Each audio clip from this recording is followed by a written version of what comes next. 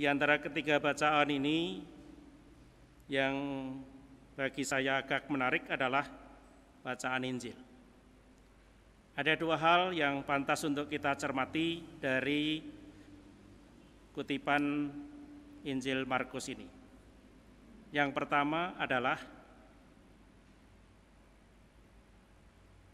mengapa Yesus mengatakan, jika tanganmu menyesatkan engkau, penggalah. Jika kakimu menyesatkan engkau, penggalah. Jika matamu menyesatkan engkau, cungkilah.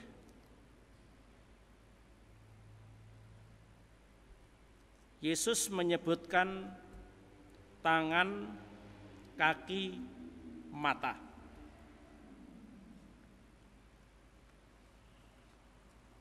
Sekarang ini bisa ditambah lagi. Jika lidahmu menyesatkan engkau,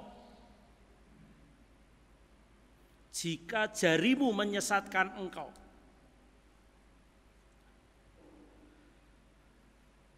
saudara-saudara, kata-kata Yesus ini memang super keras. Sepertinya sadis.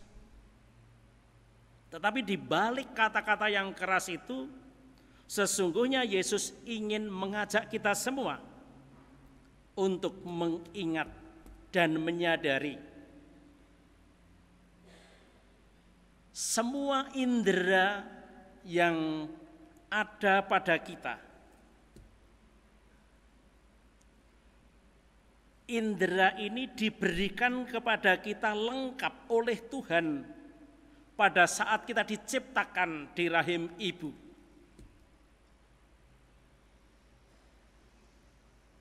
Karena itu kita terima sejak kita dilahirkan, sepertinya kita lupa bahwa ini adalah pemberian. Kita menjadi lupa karena kita merasa ini milikku, ini tanganku, ini kakiku, ini mataku. Aku boleh menggunakan semauku. Nah, itulah persis. Kita lupa bahwa itu adalah sebuah pemberian, sebuah anugerah, dan sebuah berkat.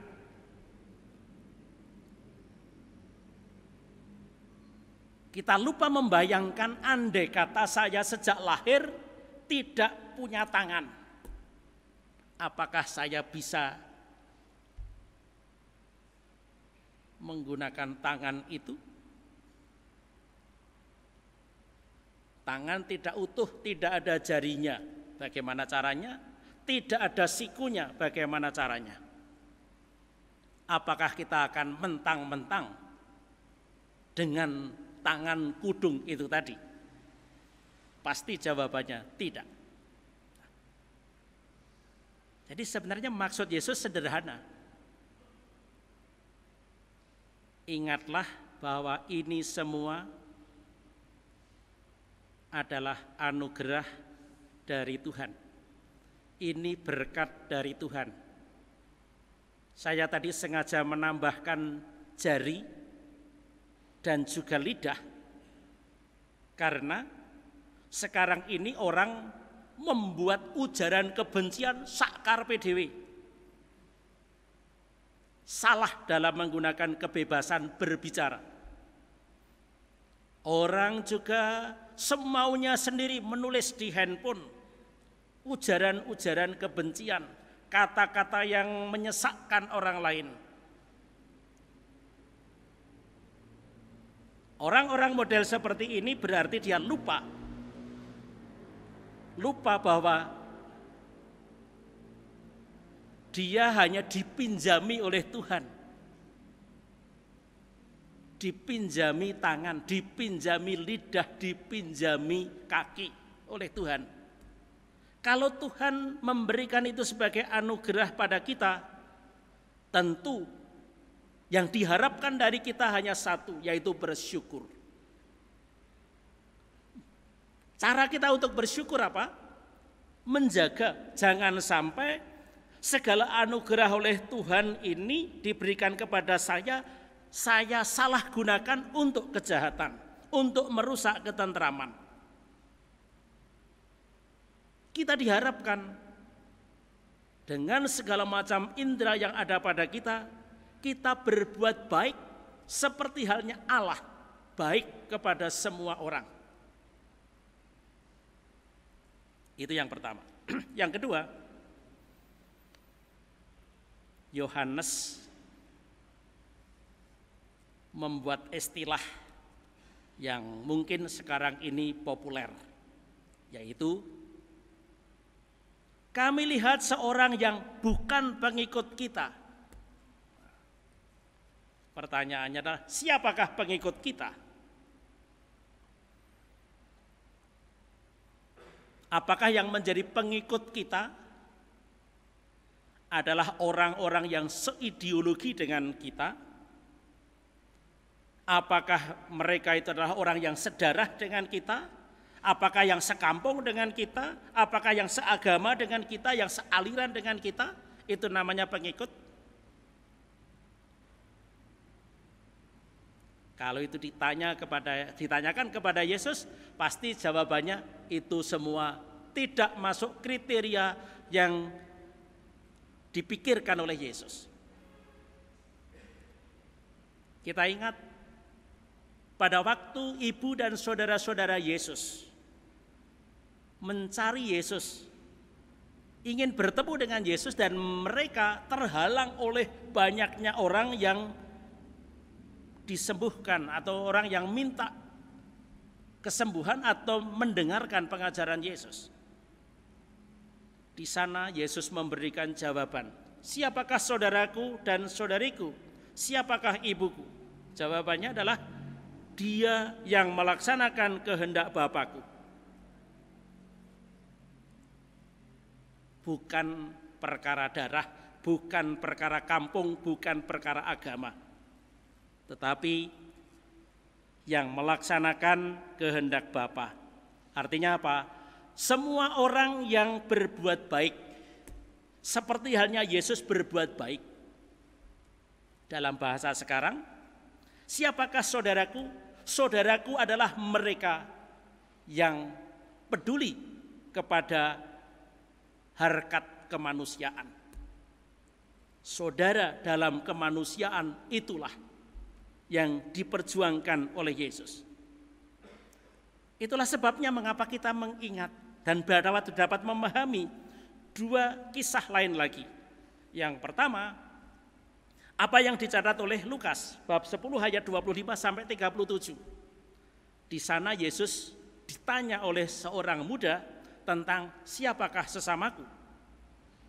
Dan dia memberikan jawaban, sesama manusia adalah orang yang menderita, orang yang haus, orang yang lapar. Itu kisah orang Samaria. Dengan Yesus membuat perbandingan, lalu menjadi jelas siapakah orang yang pantas menjadi sesamaku, yang saya harus menggunakan tangan, pikiran, dan segala daya yang ada pada saya untuk menolong dia, untuk memanusiakan dia. Apa yang dicatat oleh Lukas dengan kisah orang Samaria itu, kalau kita buka dalam kitab suci Injil Matius, lalu kita dapat memahami lain lagi, yaitu tentang kisah semacam pengadilan terakhir. Di sana Matius mencatat, siapakah orang yang akan masuk surga? Jawabannya adalah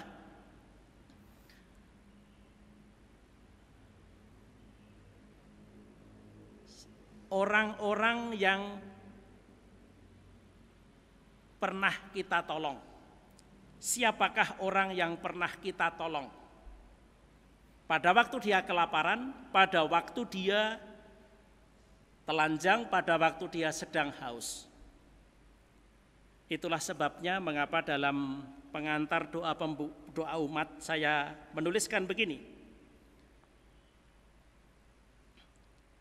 Tuhan tidak bertanya kepada kita berapa lembar ijazah yang kita kumpulkan dan berapa jumlah harta yang kita hasilkan.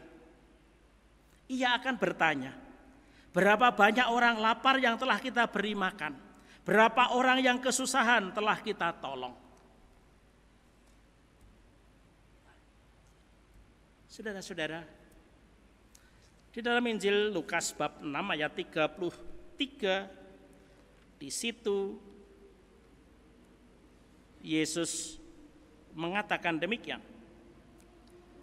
Jika kamu berbuat baik kepada orang yang berbuat baik kepadamu, apakah jasamu?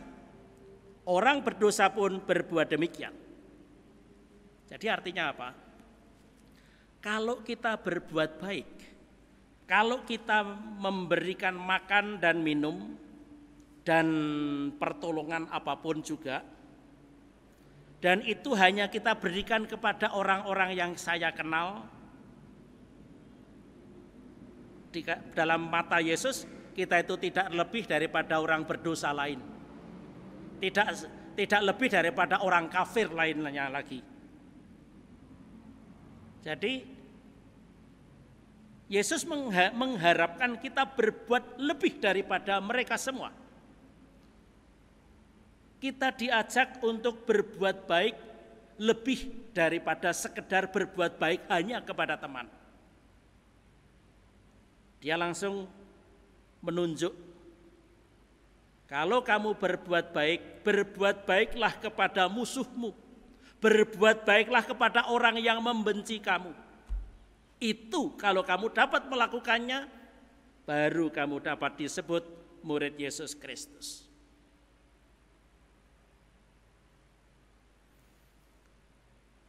Saudara-saudara, dua kata terakhir yang dapat kita jadikan pegangan dari apa yang disampaikan oleh Yesus ini adalah, Yesus tidak menghendaki kita menjadi orang-orang yang eksklusif. Yesus tidak menghendaki kita menjadi orang-orang yang setelah eksklusif lalu menjadi intoleran. Itu jauh dari ajaran Yesus. Yang dikehendaki Dia adalah supaya kita menjadi pribadi-pribadi yang inklusif, yang mau, yang membuka diri untuk bersaudara dengan semua orang yang berkehendak baik. Kita diharapkan menjadi orang yang toleran.